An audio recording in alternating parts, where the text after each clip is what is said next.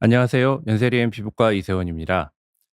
제가 오늘 좀 새로운 주제로 안면홍조 여드름 자국 치료 레이저의 패러다임 변화라는 제목으로 오늘 방송을 합니다.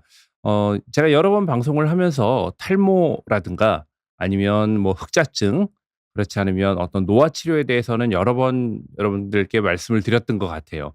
그래서 저를 이제 탈모 치료 전문가 혹은 흑자증 같은 어떤 그 색소 치료 전문가 혹은 뭐 보톡스 주사 같은 노화 치료 전문가로 알고 계시는 분들이 굉장히 많으실 거예요. 근데 사실 제가 처음 그 피부과 전문의가 되고 나서 학회에서 발표를 하고 했을 때 처음 활동하던 제 분야가 바로 흑자증하고 안면 홍조라는 부분이었습니다.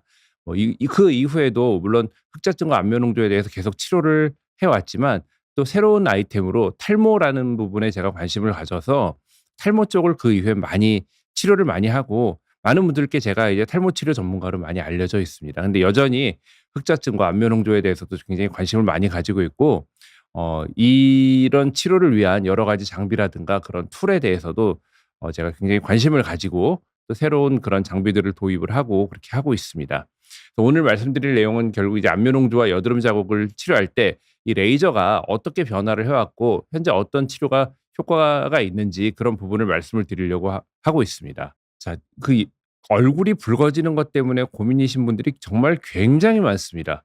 어 예전보다 점점 더 많아지는 것 같아요. 사실 예전에는 제가 레지던트 때만 해도 안면 홍조는 물론 안면 홍조 때문에 고민하는 분들이 그때도 있었지만 제가 피부과 전공의 시절만 해도 안면 홍조는 백인들에게 주로 나타나는 문제라고 생각을 했습니다. 근데 요즘에는요.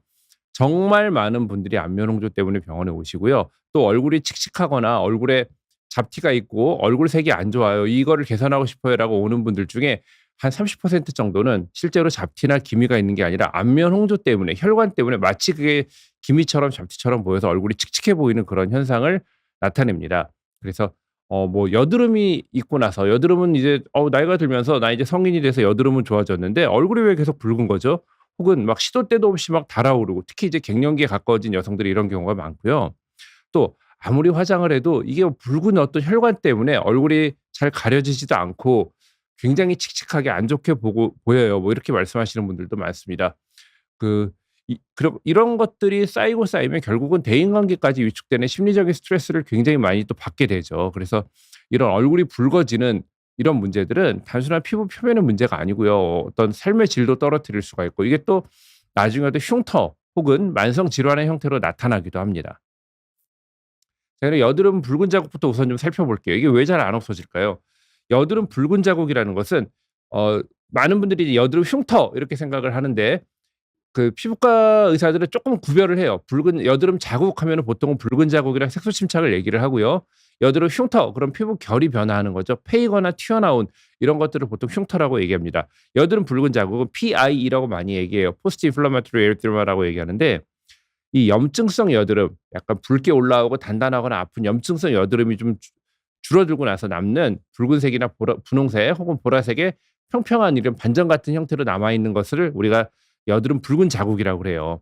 그 여드름 붉은 자국이 있을 때 이렇게 염증성 여드름이 소실되고 나서 남기도 하지만 혹은 이 원래는 그냥 단순한 면포, 단순한 그냥 흰색, 검은색 뾰루지였던 것들을 너무 과도하게 짜거나 자꾸 만지면서 생기지 않아야 할 염증을 만드시는 분들도 간혹은 계세요. 이런 염증성 이 붉은 자국이 생기는 그 기전은 일단 염증이 생기면은요. 진피 속에 있는 모세혈관 확장이 생기고 이 모세혈관에 손상이 일어나요. 그러면서 혈류가 좀 증가하게 됩니다. 근데 이렇게 혈류가 증가하는 목적은 염증 때문에 우리가 이 부분에 상처를 치유해야 되니까 혈류가 증가하는 거거든요. 그럼 상처 치유가 이제 진행이 되고 염증이 다 소실되고 상처가 치유가 된 이후에도 이 혈관이 원래대로 돌아가질 않는 거예요. 그러면서 피부 표면을 통해서 붉게 보이는 이게 바로 여드름 붉은 자국의 기전입니다. 그 핵심 포인트는 여드름 붉은 자국은 이런 색소 침착 여드름 그 색소 침착하고 또 조금 다른 문제예요. 혈관 문제이기 때문에 여드름 색소 침착을 치료하는 그런 방법들 예를 들어 미백 크림을 바른다든지 뭐 이런 방법으로는 개선이 되지 않습니다. 이 여드름 붉은 자국은 결국은 이것을 좀 빨리 개선하기 위해서는 레이저 치료가 꼭 필요하게 되고요. 혹은 만약에 내가 시간 여유가 많다 그러면 오랜 시간을 두고 기다리면 사실은 여드름 붉은 자국은 점점 좋아집니다. 단 전제가 있죠. 새로운 여드름이 생기지 않아야 해요. 근데 새로운 여드름이 계속 생기면 붉은 자국이 좋아질 새가 없어요. 그래서 결국은 어떤 레이저 치료 같은 근본적인 그런 치료법이 좀 필요하게 됩니다. 자연적으로 놔둬도 없어지긴 하지만 대개 몇 개월에서 길게는 몇 년까지 걸리게 되고요.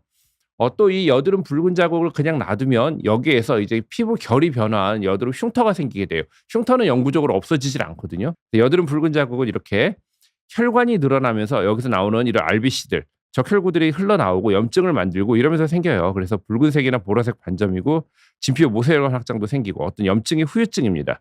그래서 이 여드름 붉은 자국을 치료하는 레이저의 그 타겟은 헤모글로빈이에요. 헤모글로빈이라고 하는 거는 우리가 적혈구 안에 있는 일종의 산소 같은 거를 운반하는 뭐 물질 이렇게 생각하시면 되는데, 이 우리가 피를 빨갛게 보이게 하는 그 이유가 바로 이 헤모글로빈이 있어서 그렇거든요. 이 헤모글로빈이 혈관을 타겟으로 하는 레이저가 그 목표로 하는 것들이에요. 그래서 헤모글로빈이 있어야 혈관 레이저는 작동을 합니다. 색소 침착은 이 진피의 기저층에 있는 멜라닌 를 만드는 멜라닌 세포들이 멜라닌 색소를 만들어서 이런 표피층이나 아니면 아래 진피층으로 이 멜라닌 색소가 떨어져 나가는 그런 것들이 바로 색소 침착입니다. 그래서 약간 갈색이나 조금 어두운 색으로 보이고요. 그 색소 침착은 치료가 조금 달라요. 이때는 멜라닌 색소가 타깃이기 때문에 멜라닌 색소를 파괴하는 뭐 예를 들어 뭐 레이저 토닝이라든가 그렇지 않으면 미백 크림이라든가 이런 것들이 좀 도움이 될 수 있어요. 하지만 여드름 붉은 자국은 미백 크림을 가지고는 큰 도움을 받기 어렵습니다. 그 여드름 흉터가 그러면 어떻게 만들어지는지를 잠깐 보면은 처음에 이제 염증이 생겨요. 염증이 생기면 그 여드름을 만드는 뭐 여드름균이라든가 다른 어떤 원인에 의해서 우리가 염증을 만드는 그런 피부 안에 그 수용체들이 활성화가 되고 염증 물질들이 막 나옵니다. 그러면서 얘네들이 어 모낭을 파괴하게 돼요. 그러니까 실제로는 이 염증 물질이 나오고 하는 것들은 결국은 이 균을 방어하거나 우리 몸을 치유하려는 목적이지만, 이 치유하는 과정에서 염증 물질 자체가 균만 파괴하는 게 아니라 모낭이나 우리 피부 조직도 좀 파괴를 하게 됩니다. 그러고 나면 얘네들이 이제 다시 치유가 돼야 되니까 이것들이 낫는 과정에서 섬유아세포라고 하는 우리가 콜라겐을 만드는 세포들, 우리가 콜라겐 나이가 들면서 콜라겐이나 엘라스틴이 줄어들고 피부가 칙칙해지고 처지고 이런 현상이 생기잖아요. 그래서 콜라겐이 많으면 좋은 거야. 근데 뭐든 적당해야 돼요. 콜라겐 합성이 좀 과하게 되면은 이때 튀어나오는 흉터가 생기거나 혹은 이런 콜라겐 합성이 제대로 되지 않고 그 자꾸 피부 조직이 녹아나가게 되면은 위축성 푹푹 꺼지는 그런 흉터가 생기게 됩니다. 다시 말해서 여드름 후에 생기는 이 붉은 반응, 염증 반응 후에 생기는 이 붉은 그 홍반은 초기 흉터의 한 성분이에요. 그래서 이 초기 흉터를 우리가 그 여드름 붉은 자국을 잘 치료를 해 줘야 나중에 영구적으로 남는 푹푹 패이는 흉터를 좀 방지를 할 수가 있어요. 그래서 나는 이 여드름 붉은 자국이 다 사라진 다음에 흉터 치료해야지. 그때는 치료가 더 힘들어져요. 이미 영구적인 흉터가 남은 상태이기 때문에요. 다음에 이제 안면홍조에 대해서 좀 간단히 설명을 드리겠습니다. 안면홍조의 주요 증상은, 대표적인 증상은 이거죠. 지속적인 홍반. 안면홍조는 이런 이마라든가 얼굴의 테둘레를 따라서 나타나는 홍조가 아니고요. 안면홍조의 주요 증상, 얼굴의 중심부, 여기 코 쪽이나 뺨의 이 앞부분 혹은 여기 이마, 이런 얼굴의 어떤 중심부를 중심으로 우리가 지속되는 붉은빛이 있는 게 안면홍조의 가장 중요한 증상입니다. 얼굴이 다 붉다고 해서 다 안면홍조 혹은 주사가 아니고요. 얼굴이 붉어도 이 가운데가 붉어야 돼요. 옆에 귀 뒤가 붉다든가 뭐 이런 건 되게 아토피에서 나타나는 현상이죠. 눈썹 부위라든가 코 밑에만 붉고 이런 데는 괜찮아요. 지루 피부염에서 나타나는 주로 증상이에요. 저는 얼굴뿐 아니라 가슴이나 다른 데도 같이 붉어지는데요. 역시 안면홍조라기보다는 다른 증상이 있는 경우가 많아요. 어쨌든 얼굴의 중앙부가 붉어지는 게 안면홍조 주사의 가장 중요한 증상입니다. 모세혈관 확장이 나타나요. 피부 표면에 가느다란 혈관이 눈에 보이는 상태인데, 안면홍조가 여러 가지 타입이 있어요. 안면홍조에는 모세혈관 확장형의 안면홍조가 있고요. 모세혈관 확장되기보다는 굳은 막 염증이 생기는 안면홍조, 이 두 가지가 가장 대표적인 안면홍조인데, 결국은 얼굴에 농포가 생기는 이런 안면홍조도 나중에는 모세혈관 확장을 동반하게 됩니다. 그래서 이런 안면홍조의 어떤 이런 형태들은 여러 가지 우리가 안면홍조의 타입이 있지만 이것들이 한 가지만 나타나는 게 아니라 두 가지 혹은 세 가지가 합쳐지는 경우가 많아요. 역시 안면홍조에서 굳은 농포, 여드름하고 유사한 붉은 윤기가 생기는데, 안면홍조 주사 때 나타나는 굳은 농포랑 여드름에 나타나는 굳은 염증성 여드름은 조금 달라요. 뭐가 다르냐면 요 부분에 대해서는 제가 뒤에 자세히 말씀을 드릴게요. 그리고 안면홍조는 특징적으로 화끈거림이나 따끔거림이 나타나요. 우리 얼굴이 붉어지는 다른 대부분의 피부 질환은 가려움이죠. 하지만 안면홍조가 있는 분들은 물론 가려움도 있지만 피부 장벽이 망가지기 때문에 화끈거림이나 따끔거림 혹은 화장품이나 뭘 발라도 막 얼굴이 따끔거려요. 뭐 저는 뭐 피부가 예민해서 잘 붉어져요. 이런 말씀들을 많이 하시게 돼요. 피부가 건조하게 되고 간혹은 부종을 동반하게 됩니다. 안면홍조에서 또 여러분들 꼭 기억을 하셔야 되는 게 안주사라고 해서 눈에 안면홍조가 나타나는데요. 눈에 안면홍조가 나타나면 눈이 충혈되거나 이물감 가려움이 생겨요. 그래서 눈 쪽 피부염 때문에 병원 오시는 분들 굉장히 많으시거든요. 근데 이 안주사, 눈에 나타나는 안면홍조는 이것만 단독으로 나타나기도 하지만 다른 혈관악장형이나 구진농포형 안면홍조 때 이 안주사를 동반하는 경우들이 굉장히 많습니다. 그래서 이 안주사가 단독으로 나타나기도 하지만 다른 형태의 안면홍조랑 같이 나타나기도 해요. 눈에 생기는 안면홍조인데 이거를 그냥 눈꺼풀에 생기는 단순한 자극성 피부염이나 이렇게 단순하게 진단이 돼서 이런 피부염을 가라앉히기 위한 스테로이드 계통의 약들을 굉장히 많이 쓰고 병원에 오시는 경우들이 있어요. 저는 가능하면 눈 주변의 피부염으로 병원에 오시는 분들께는 스테로이드 계통에 바르는 약보다는 보습제를 많이 바르도록 안내를 해드리고 먹는 약도 스테로이드 계통 약보다는 다른 약을 우선 더 추천드리는 경우가 더 많이 있습니다. 왜냐하면 이 안주사라는 게 생각보다 굉장히 많은데 이 안주사가 있는 분들이 대부분 뭐 아토피라든가 혹은 지루 피부염이나 뭐 이런 식으로 약간 진단이 잘못되는 경우들이 좀 있는 것 같아요. 어쨌든 이런 여러 가지 타입의 주사 타입, 이거 비류형이라고 해서 이건 딸기코 되는 건데 이건 우리나라에서는 그렇게 아주 흔하진 않습니다. 근데 이제 코가 좀 울퉁불퉁하고 대개는 여성보다는 남성에서 생기고 코가 울퉁불퉁하고 코가 커지는데 밉게 커져요.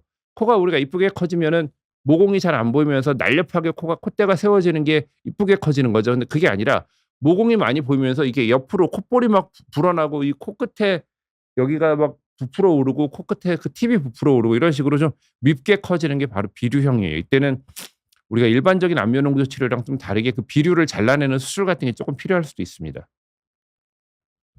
여드름과 안면홍조를 그러면 이거 여드름도 약간 그 농포 염증성 여드름이 생기면은 이 주사 때 나타나는 구진농포형이랑 좀 비슷하지 않아요? 그럴 수 있는데 조금 다른 포인트들이 있어요. 여드름은 면포라는 게 있습니다. 여러분들 흔히 알고 계신 화이트헤드 혹은 블랙헤드 이런 것들이죠. 면포라는 게 여드름은 있고요. 주사는 면포가 없어요. 이게 가장 중요한 감별점이에요. 그래서 환자분들이 오셔 가지고 저 이게 있는데 그럼 제가 여드름입니다. 그럼 근데 원장님 이게 여드름인지 다른 뭐 모낭염인지 뭐 다른 건지 어떻게 아세요? 네. 척 보면 압니다. 피부과 의사들은요. 피부과 전문의가 이거를 척 보고 모르면 그건 피부과 전문의가 아니에요. 그냥 척 보면 알아요, 피부과 전문의들은. 호발 연령이 사춘기에서 20대 이 정도가 여드름 호발 연령이고 주사가 있는 사람들은 30에서 50대. 호발 부위도 여드름은 얼굴이나 등, 가슴 이런 데 여드름이 같이 생기죠. 여드름이 심한 사람들은 보통 등이나 가슴, 그래서 여성분들 중에 이 어깨 쪽에 특히 목 뒤쪽 이렇게 조금 등이 파이는 옷을 입을 때 보이는 그 등드름 자국 때문에 또 병원 오시는 분들 굉장히 많습니다. 주사는 계속 앞에서 말씀드렸듯이 얼굴의 중앙부, 이 얼굴의 중앙부, 얼굴의 라인 쪽보다는 중앙부 쪽에 주로 빨개지는 게 주로 주사의 증상이에요. 핵심 증상으로 여드름 있는 사람들은 피지가 과다해요. 얼굴이 좀 번들번들하죠. 근데 주사가 있는 사람들은 얼굴이 붉어지고 모세혈관 확장이고 대부분 피부 건조증을 많이 호소합니다.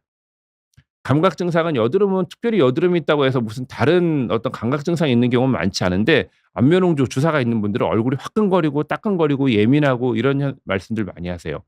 악화인자로 여드름은 안드로겐이나 고지아의 음식, 이 음식에 대해서 제가 뒤에서 좀 다시 한번 설명을 드릴게요. 주사는 자극적인 것들, 자외선. 주사의 안면홍조의 가장 대표적인 악화 요인은 자외선이에요. 거의 안면홍조가 있는 분들 중에 90% 이상에서 자외선이 악화 요인으로 작용을 하거든요. 우리가 전 세계적인 로자스야 커미티라는 게 있습니다. 전 세계적으로 이 안면홍조 주사에 대해서 연구하고 여기에 대한 진단 기준을 만드는 일종의 위원회 같은 것이 있는데 거기에서 이제 조사를 한 바에 의하면 거의 90% 정도의 주사 안면홍조 환자들에서 자외선이 악화 요인으로 작용을 해요. 그 외에도 찬바람, 두 번째로 가장 많은 원인이 찬바람을 직접 얼굴에 받는 거예요.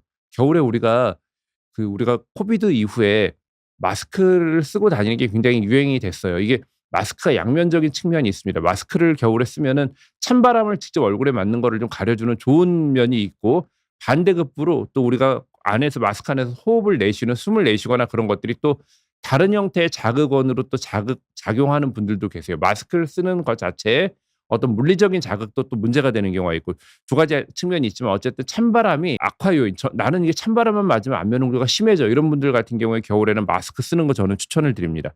술이나 매운 음식 또는 정신적인 스트레스 같은 것들이 주사를 악화시키는 큰 요인이 돼요. 이렇게 두 질환 여드름이나 주사는 20에서 30대에서 자주 겹치기도 하는데 둘 모두 어떤 이게 다른 피부염으로 진단하거나 그래서 잘못된 치료를 할 경우에는 처음에는 좋아지지만 악화되는 경우가 많아요. 특히 이제 여드름 있는 분들이 약국에서 파는 연고들이 있어요. 피부염 연고. 그 안에 스테로이드가 포함된 연고가 있는데 그걸 사서 바르면 처음에는요. 스테로이드 연고를 바르면 여드름도 좋아져요. 우리 피부과 의사들의 여드름 치료 프로토콜에 스테로이드는 없습니다. 물론 굉장히 심한 여드름이 있어요. 막 그 아크네 풀미넌스라고 그래 가지고 여드름이 급격하게 염증이 너무너무 심하고 그때 일시적으로 스테로이드를 쓰기도 합니다. 근데 그거는 정말 일시적인 아주 예외적인 경우고요. 일반적으로 여드름에 스테로이드는 여드름 치료 프로토콜에 들어있지 않아요. 안면홍조 주사 치료 프로토콜에도 들어있지 않습니다. 물론 로제스야 풀미넌스라고 하는 역시 급성으로 나타나는 굉장히 심한 그 주사가 있거든요. 막 얼굴이 완전히 다 곰보가 되면서 그 염증으로 난리가 나는 그런 주사가 있어요. 그때 스테로이드를 일시적으로 쓸 수 있어요. 하지만 일반적으로 여드름과 주사에서 스테로이드 쓰지 않습니다. 근데 처음에 이 스테로이드를 쓰면 주사도 그렇고 여드름도 그렇고 좋아지거든요. 그러니까 이 스테로이드 '나는 스테로이드만 바르면 좋아지네.' 이거를 보습제처럼 로션처럼 바르시는 분들이 계세요. 그럼 처음에는 이게 좋아지지만 나중에는 굉장히 악화가 돼서 이게 돌이킬 수 없는 결과가 오게 됩니다. 일상에서 이런 홍조나 여드름을 통제하는 몇 가지 간단한 관리법을 좀 알려드리면 주로 피해야 될 제일 중요한 악화 요인은 자외선을 직접 노출한다든가 뜨거운 사우나나 목욕을 많이 한다든가 알코올이나 뭐 맵고 뜨거운 음식 같은 걸 많이 먹는다든가 이런 것들 좀 조심해야 되고요. 고당 지수 예 우리가 같은 음식을 먹어도 같은 칼로리의 음식을 먹어도 이 우리 몸에 있는 혈당을 잘 올리는 음식들이 있어요. 인슐린 분비를 막 유발하는 음식들이 있어요. 그런 음식들은 피해야 되고 유제품이 이 여드름이라든가 피지선을 자극해서 여드름이 특히 여드름 있는 구진 농포가 많은 안면홍조 환자들이나 여드름 있는 분들이 유제품을 피해야 한다는 연구 결과들이 굉장히 많이 나옵니다. 과도한 정서적 스트레스도 피해야 되고요. 가능하면 이런 것들을 좀 지켜주시면 좋아요. 자외선 차단제 잘 바르시거나 피부 장벽을 튼튼하게 하는 보습제 그런 것들을 잘 바르시고 얼굴 씻을 때도 약산성 클렌징 우리 여드름 있는 분들 얼굴을 깨끗하게 씻어야 된다고 생각해서 막 무슨 어떤 분들은 막 살구씨 껍질이 들어있는 그런 클렌저도 쓰시고 얼굴에 브러쉬 같은 걸 이용해서 씻는다든가 굉장히 강하게 그런 피지를 씻어내고 깔끔하게 씻어야 되고 이거에 강박을 갖고 계신 분들이 간혹 계세요. 근데 우리 얼굴 피부는요 생각해 보시면 여드름은요 염증성 여드름은 지금 피부가 망가져 있는 상태예요. 내 피부의 장벽이 지금 다 깨져 있어요. 근데 거기를 깨끗이 강하게 과도하게 자극을 주는 건 오히려 여드름을 더 악화시키고 이 여드름에서 주사를 만드는 안면홍조로 진행을 시키는 아주 안 좋은 습관입니다. 여드름이 심할수록 여드름 염증이 심할수록 더 부드럽고 약산성의 클렌저를 이용해서 부드럽게 세안하시고 세안 후에는 반드시 보습제 바르시고 이게 매우 중요한 생활 습관이에요. 제가 사실은 오늘 레이저 얘기가 주 얘기인데 안면홍조나 여드름이 할 얘기가 너무 많아요. 그래서 얘기하다 보니 이제 계속 이 기본적인 얘기들을 계속 하게 되는데 오히려 어떻게 보면 레이저 얘기보다도 이런 부분들이 여러분들께 좀 더 도움이 될 것 같아서 요 얘기를 조금 더 할게요. 피부 노화하고 안면홍조의 상관관계가 있어요. 이 안면홍조나 여드름도 마찬가지, 안면홍조도 마찬가지. 이게 단순히 얼굴에 나타나는 염증, 얼굴에서 생기는 그냥 붉음증이 아니고 노화하고도 연관이 많이 됩니다. 광노화, 자외선을 많이 받아서 광노화가 되면은 그 혈관 주변에 그 혈관 주변의 구조 자체가 변해요. 일광 탄력 섬유증이라고 해 가지고 피부를 우리가 탄력 있게 만들어 주는 피부 진피층에 엘라스틴이라고 하는 물질이 굉장히 중요하거든요. 피부를 탱탱하게 쫀쫀하게 탄력 있게 만들어 주는 물질인데 자외선을 많이 받으면 이 엘라스틴이 점점 녹아 없어지듯이 사라져요. 그러면서 진피 혈관을 만드는 구조도 약해지니까 혈관 확장이나 증식이 일어나요. 그래서 모세혈관 확장 광노화라는 용어가 존재할 정도예요. 그래서 이 광노화가 이 혈관 확장 안면홍조를 악화시키기도 하고 또 이 반대로 안면홍조 자체가 염증 물질 때문에 진피 구조를 안 좋아지게 해서 안면홍조에 의해서 또 노화가 진행되기도 해요. 결체 조직이 위축되고 장벽 기능이 약해지면 혈관 지지 구조가 약해지면서 혈관 확장이 용이해져요. 그러니까 진피 구조가 장벽이 안 좋은 분들이 또 안면홍조가 잘 생길 수 있는데 거꾸로 안면홍조 때문에 이렇게 장벽을 안 좋게 만들기도 합니다. 당독소 이게 어드밴스드 글라이케이션 엔드 프로덕트라는 건데 여러분 요즘에 당독소에 대한 얘기가 굉장히 많이 나오고 많은 분들이 여기 관심을 가지고 계세요. 아마 이 정의원 박사님이신가요? 그 우리가 저속노화 말씀하시는 그 선생님이 그 요 부분에 대해서 얘기를 많이 하셨던 것 같아요. 이 당독소라는 것이 피부에 축적이 되면은 콜라겐과 엘라스틴 변성이 되고 피부 노화가 가속이 되고 이런 당독소들이 비만 세포라는 걸 활성화하면서 여러 가지 염증 물질들을 막 피부로 만들어 쏟아내요. 그러면서 안면 홍조가 악화가 됩니다. 그래서 당독소를 줄이는 생활 습관, 당독소를 줄이는 음식들 이런 것들이 또 굉장히 중요해요. 그래서 치료 전략의 방향은 자외선 차단과 레이저를 이용한 어떤 우리가 이 진피구조 퇴행이나 이 피부 장벽이 약해지고 하는 분들은 레이저를 가지고 치료할 수 있거든요. 이래서 노화된 진피구조 복원이 또 홍조 개선의 핵심이에요. 그러니까 이 안면 홍조 치료라고 하는 게 단순히 혈관 치료 이렇게만 생각하면 안 되고요. 혈관을 치료하면서 그 혈관 주변에 진피 조직들, 우리가 노화가 되고 약해진 진피 조직을 어떻게 하면 같이 좋아지게 하는지 그걸 생각하는 게 안면 홍조 치료의 핵심입니다. 제가 몇 가지 앞에 이제 계속 그 AGE라고 해서 Advanced Glycation End Product라는 얘기를 좀 했어요.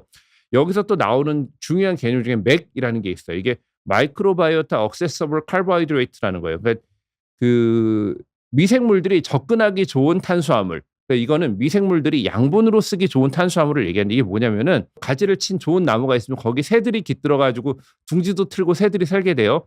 이런 식으로 우리가 탄수화물이라고 해서 다 안 좋은 탄수화물이 아니고요. 좋은 탄수화물, 좋은 섬유질을 먹으면 우리 장에서 그 사이사이에 장내 유익균들이 들어가서 자기들을 더 증식하면서 우리 장을 더 튼튼하게 만들어 줘요. 그 개념을 MAC라고 해요. 마이크로바이오타, 즉 미생물이 액세서블, 접근하기 좋은 카보하이드레이트, 그러니까 탄수화물을 얘기하는 거거든요. 그래서 이 MAC가 많은 음식이 우리가 안면 홍조 치료나 여드름 치료 혹은 여러분들의 기본적인 건강, 노화를 줄이는 데 도움이 되는 음식들이에요. 이게 뭐냐면 여기 뭐 제가 여러 가지를 써놨습니다. 쭉 보시면 아실 거예요. 특히나 우리가 그래서 영양소로 섭취할 때 나이가 연세가 드시면서 오메가3나 프로바이오틱스 같은 것들을 먹는 것들을 권해드리거든요. 특히 안면 홍조가 있으면서 피부가 많이 건조하거나 이런 분들은 오메가3 드시면 도움 많이 됩니다. 기본적으로 프로바이오틱스 드시고 다만 프로바이오틱스 드실 때 한 가지 조금 주의하실 분들은 우리가 또 제가 오늘 너무 어려운 얘기들을 많이 했는데 시보라는 게 있어요. 이게 시보라고 해서 그 SIBO라는 거를 얘기하는데 SIBO 뭐 스몰 인테스티널 박테리얼 오버그로스라고 그래 가지고 소장에서부터 박테리아 세균이 막 그 과증식하는 그 상태를 시보라고 그래요. 안면 홍조가 있는 분들 중에 이 시보 상태가 있는 분들이 꽤 있으시거든요. 이런 분들의 경우에는 장내 면역이 너무 약해져서 이 프로바이오틱스 장내 유익균조차도 안 좋은 균으로 작용을 할 수가 있어요. 그래서 내가 설사 같은 거를 너무 많이 한다거나 뭐 음식만 먹으면 속이 너무 안 좋으면서 안면 홍조가 있고 이런 분들은 프로바이오틱스를 그냥 바로 드시는 것보다는 그런 내 장내에 있는 어떤 그 세균이 많이 지금 과증식해 있지는 않은지 이 부분에 대한 검사를 먼저 하셔야 돼요. 뭐 예를 들어 내시경이나 이런 걸 통해서 헬리코박터 같은 것들이 있지 않은지 장내 세균이 어떤지 이런 것들을 먼저 검사를 하시고 그런 C5 상태가 어느 정도 개선이 된 다음에 프로바이오틱스를 드시는 게 좋습니다. 근데 일반적으로는 어쨌든 프로바이오틱스는 일반적으로는 대부분의 분들한테 도움이 많이 됩니다. 피해야 될 음식, 튀김이나 고운 구이, 양념 육류. 자, 이게 당독소에 제일 안 좋은데요. 당독소 AGE를 증가시키는 음식은 음식의 어떤 종류, 재료도 중요하지만 조리 방법이 중요해요. 굉장히 고온에서 조리가 된 음식들은 당독소가 증가합니다. 우리가 같은 고기를 먹어도 삼겹살을 불판에 구워 먹는 거랑 예전부터 우리 조상님들이 드시듯이 수육을 만들어 먹는 거는 당독소가 완전 달라요. 불판에 아주 뜨겁게 구워 우리가 물에 넣어서 수육을 만들면 100도 이상 올라가지 않잖아요. 근데 불판의 온도는 180도, 200도 올라간단 말이에요. 그렇게 고온에서 구워가지고 노릇노릇하게 마이야르 반응이 일어나는 음식이 바로 AGE가 증가하는 음식들이에요. 튀김이나 고온에서 구운 음식들, 양념해서 그 뭐 예를 들어 뭐 불고기 같은 것들이 사실 되게 안 좋습니다. 빵이나 과자, 시리얼, 뭐 믹스 커피, 정제 탄수화물, 고당지수 음식들, 뭐 유제품, 그리고 단백질 보충제. 여러분 저 헬스 뭐 근육 만들 못 만든다고 단백질 보충제 드시는 분들 많잖아요. 단백질 보충제도 이 우유 되게 단백질 보충제는 유단백을 가지고 만들거든요. 유단백을 가지고 가공을 해요. 초가공 식품을 만드는 거예요. 그 과정에서 AGE가 증가하게 돼요. 그 AGE가 증가하게 되면 안면 홍조나 여드름이 악화가 될 수 있어요. 또 이런 단백질 제품에 많이 들어있는 류신이라는 아미노산인데 이런 것들이 또 피지 분비를 좀 악화시킬 수가 있어요. 그래서 단백질 보충제 여러분들 못 만든다고 단백질 보충제 먹고 막 뭐 몸은 우람한데 여기 가슴에 보면 막 여드름 나 있고 이런 분들 많아요. 술이나 매운 음식 이런 거 피해야 되고요. 뜨거운 음료나 시나몬 함유 식품 뭔가 자극이 되는 것들 우리 몸에 안 좋은 것들을 좀 피해야 됩니다. 이게 안면 홍조 여드름뿐 아니라 여러분들의 모공이나 어떤 피부의 노화 혹은 몸의 전반적인 건강을 지키는 데 매우 중요한 얘기들입니다. 자, 다시 한번 강조하지만 안면홍조나 여드름을 치료하기 위해서는 저당독소 식단, 고맥식이 그리고 철저한 광노화 차단이 꼭 필요합니다. 우리가 오늘 제가 이제 사실 이제 주제까지 오늘 너무 시간이 걸렸어요. 약물 치료의 역할과 한계가 있습니다. 이 약물이 잘 듣는 영역. 그럼 이 안면홍조나 여드름을 우리가 약물로만 치료해 가지고는 안 되나요? 물론 약물 치료가 기본이에요. 당연히 약을 써야 돼요. 약을 쓰지 않고 또 무슨 레이저만 해 가지고 혹은 관리만 받아서 좋아져 그렇게 잘 안 돼요. 거의 무조건 약이 필요해요. 활동성 여드름은 항생제나 레티노이드 써야 되고요. 주사, 안면홍조 염증 병변은 메트로니다졸, 이버맥틴 이거 바르는 약이에요. 모낭충을 제거하기 위해서 이버맥틴 이것도 바르는 약이 있고요.